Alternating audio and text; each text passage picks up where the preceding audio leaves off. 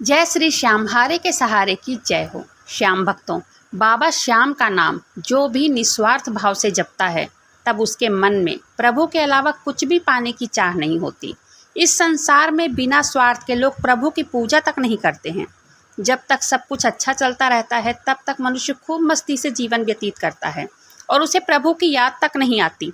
लेकिन जब 5% भी दुख आता है, तब तुरंत ही व्यक्ति का दूसरा रूप देखने को मिलता है और बोलता है, हे भगवान, हे प्रभु, तू कितना बुरा है, तू कितना निर्दयी है, तूने यह क्या किया, तू बहुत बुरा है, और प्रभु को ही कोसने लगता है। किसी एक व्यक्ति की बात नहीं है ये सभी बोलते हैं। जब सब कुछ अच्छा चल रहा होता है, तब तक वो प्रभु को याद तक नहीं करता है, और कुछ बुरा होने लगता है तब वो सब कुछ प्रभु के ऊपर डाल देता है। तब ऐसा नहीं होता है श्याम भक्तों। अच्छा या बुरा हमारे पूर्व जन्मों के पाप कर्म और पुण्य कर्मों पर निर्भर करता है, जिसको हम प्रारब्ध कहते हैं, जो कि हमें सुख और दुख दोनों देता है। जब दुख आता है तब व्यक्ति प्रभु की शरण में दौड़ कर जाता है, लेकिन जब व्यक्ति के जीवन में सुख आ जाता है तब व्यक्ति मंदिर में नहीं जाता, तब वह पार्टियों में दोस्तों के साथ इधर उधर घूमता नजर आता है। उसे प्रभु से कोई लेना देना नहीं होता। तब मैं तो यही कहूँगी कि प्रभु की शरण में निस्वार्थ भाव से एक बार जाकर तो देखो, प्रभु आपके जीवन में आनंद भर देंगे।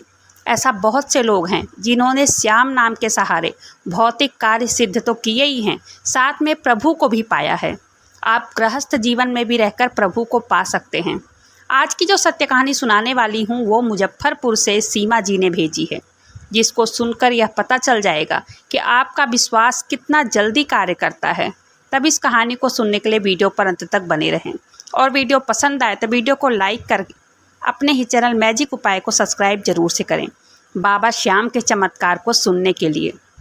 तो चलिए सुनते हैं सीमा जी ने अपनी कहानी हमसे शेयर की है और क्या क्या लिखा है उन्होंने।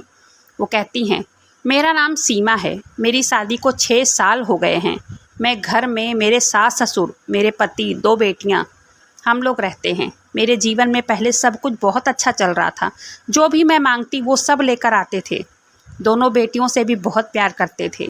एक बार की बात है, मेरी उनसे किसी बात को लेकर लड़ाई हो गई। तब मैं अपने मायके चली गई और 1 साल मैं मायके में रही। उनका फ़ोन नहीं आता और ना ही वो हमें लेने आते। तब मैं जब उनको फ़ोन करती तो मेरा फ़ोन भी नहीं उठाते थे, मेरा फ़ोन काट देते थे। मैं अपने सास ससुर को भी फ़ोन करती तो वो भी हमारा फ़ोन नहीं उठाते। तब मैं अपने आप ही अपने भाई के साथ 1 साल के बाद घर वापस आ गई। यहाँ आकर मैं देखती हूँ कि यहाँ का तो माहौल ही बदला था।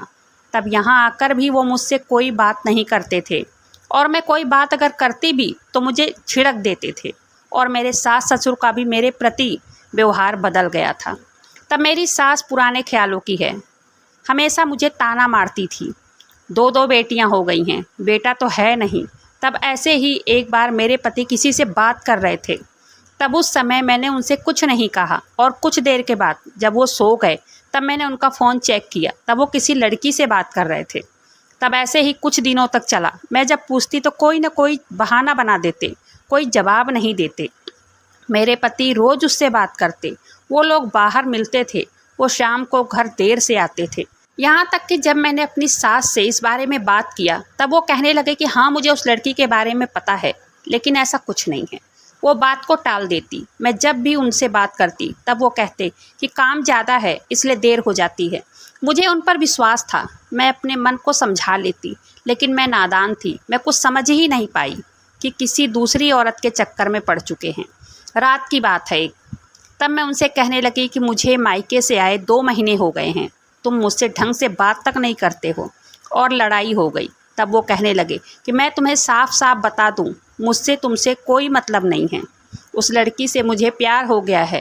मुझे तुमसे कोई शिकायत नहीं है। तुम यहाँ पर आराम से रह सकती हो। तुम्हारा खर्चा, बच्चों का खर्चा सब उठाऊंगा, लेकिन अब मेरे और तुम्हारे बीच कोई रिश्ता नहीं है। तुम्हें मुझसे कोई शिकायत नहीं होनी चाहिए, क्योंकि अब वो मेरी ज़िंदगी बन गई है। मैं सारी बातें सुनने के बाद जैसे मेरे ऊपर आसमान टूट पड़ा। 1 मिनट के लिए तो मेरे जैसे होश ही उड़ गए थे। मैं बैठी की बैठी रह गई थी। एक धक्का सा लगा। मैं बता नहीं सकती उस पल मुझे क्या लग रहा था। मैं बहुत रोई और उन्हें बहुत समझाया, अपने हर गलतियों की माफ़ी भी मांगी, लेकिन उनके सर पर जैसे उस लड़की का भूत सवार हो गया था। मेरे ऊपर तो पहाड़ टूटा, पर शादी के 6 सालों के बाद मेरे साथ ऐसा हुआ, ये मुझे कुछ समझ में नहीं आ रहा था। क्या मेरे साथ ही ऐसा होना था?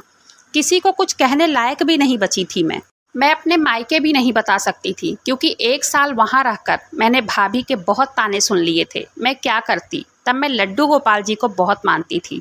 मैं उनकी रोज़ पूजा करती थी और उनसे हमेशा प्रार्थना करती कि भगवान, आप पर सब कुछ छोड़ दिया है, मेरे भाग्य का फैसला आपके हाथों में है। तब ऐसे ही कुछ दिनों के बाद मेरी ताई सास की बेटी अपने ससुराल से मायके घूमने आई थी। वो आई तो सिर्फ 2-3 घंटे के लिए ही थी, लेकिन मुझ में एक उम्मीद की किरण जगा गई। वो आई थी अपनी मम्मी को देखने, वो बीमार थी। तब वो मेरे पास आई और कहने लगी, भाभी मायके से कब आई? तुम्हारे और भैया की लड़ाई ख़त्म हो गई? तब मैंने उसको सब कुछ बताया। तब वो कहने लगी कि भाभी, हमारे ससुराल में बाबा श्याम को लोग बहुत मानते हैं और मेरा भी उन्होंने कई काम पूरा किया है। तब तुम भी उनकी शरण में चले जाओ। भाभी मेरा विश्वास करो, बाबा श्याम सच में चमत्कार करते हैं। तब वो मुझसे उनकी पूजा, उनका नाम जप सब कुछ बता गई। मुझे अर्जी लगाने के लिए भी बोल गई। तब मैं उनके बताए अनुसार बाबा श्याम की अर्जी लगाई और उनके सामने रो रो कर प्रार्थना किया और उनसे कहा, बाबा श्याम आप सबकी सुनते हो, मेरी भी ज़रूर सुनना, नहीं तो मेरे दोनों बच्चों की और मेरा जीवन नर्क हो जाएगा। बाबा श्याम, आज से मैं सब कुछ आपके ऊपर छोड़ रही हूँ। आप ही देखो, आप पर विश्वास है, जो कुछ करोगे आप ही करोगे। जब घर में कोई नहीं होता तो मैं मंदिर में बैठकर रोती थी और काफ़ी देर बैठकर रोती थी। और मैं कर भी क्या सकती थी? मेरा तो घर संसार पूरी तरह से उजड़ गया था। केवल और केवल खाटू वाले का ही सहारा बचा था अपने पति को वापस पाने के लिए। कई पंडित ज्योतिषी के पास भी गई, सब कुछ किया और बाबा श्याम का नाम जप भी करती थी। हमेशा मन में यही चलता कि बाबा श्याम मुझे कोई रास्ता दिखा दो। तब पंडित ज्योतिषी पैसे मांगते, कहते कि 10,000 दे दो, 5,000 दे दो, तुम्हारे ग्रह ठीक नहीं है, हम पूजा कर देंगे, सब कुछ ठीक हो जाएगा। तब मेरे पास एक भी पैसा नहीं था। तब मैंने कहा, बाबा श्याम मेरे पास पैसा नहीं है, जो कुछ करो आप ही करो। मैं बस मन लगाकर नाम जाप करने लग गई। फिर करीब 1 हफ्ते के बाद मुझे बाबा श्याम के दर्शन हुए सपने में। थोड़ी उम्मीद जग गई कि अब जो कुछ होगा सब ठीक होगा। मेरे पति जिस लड़की से प्यार करते थे, तब उस लड़की के माता पिता को सच्चाई पता चल गई। तब उस लड़की के माता पिता मेरे पति के ऑफिस में आकर उनके पिता और भाई ने धमकी दिया। उन्होंने कहा कि मेरी बेटी से बात मत करना, नहीं तो हम तुम्हारे ऊपर पुलिस कार्रवाई करेंगे। तब ये बात मुझे पता चली। तब मैंने बाबा श्याम के आगे हाथ जोड़ा। मेरे मन में ये होने लगा कि अब मेरे पति मेरे पास वापस लौट आएंगे। तब मेरे पति उस लड़की से बात करने की कोशिश करते, मिलने की कोशिश करते, लेकिन नहीं मिल पाते। तब एक बार पुलिस वाले घर पर आ गए और इन्हें ज़बरदस्ती उठाकर ले गए। तब वहाँ वो लड़की भी आई और वो अपने पिता के डर की वजह से या फिर नहीं किस वजह से क्या कह रही थी, मुझे इसके बारे में कुछ नहीं पता। बस इतना पता है कि वो कह रही थी कि ये मुझे बार बार परेशान कर रहा है। तब इनका मन टूट गया उसकी तरफ से। तब ये मेरे पास आकर कहने लगे कि सीमा मुझे माफ़ कर दो, मैंने तुम्हें बहुत दुख दिया है। उस लड़की ने मुझे पहचानने से भी इनकार कर दिया है। उसकी वजह से ऑफिस में बदनामी हो गई। पूरे स्टाफ के लोग इन्हें अच्छी नज़र से नहीं देखते थे। तब सब इनके ऊपर हंसते थे। तब इनके सर से प्यार का भूत उतर गया था। उन्हें अपनी गलती का एहसास हो गया था। तब ऐसी गलती दोबारा ना करने की इन्होंने कसम भी खाई। बाबा श्याम की कृपा मुझ पर भी हो गई थी। मेरे पति मुझसे वापस मिल गए थे। यह सब मेरे बाबा श्याम की कृपा से ही संभव हो पाया है और हमारा घर फिर से बस गया। ये सत्य है, बाबा श्याम बहुत चमत्कारी हैं। उनके भक्तों के लिए कुछ भी नामुमकिन नहीं है। तो सीमा जी के साथ हुई चमत्कार की ये कहानी यहीं पर समाप्त होती है।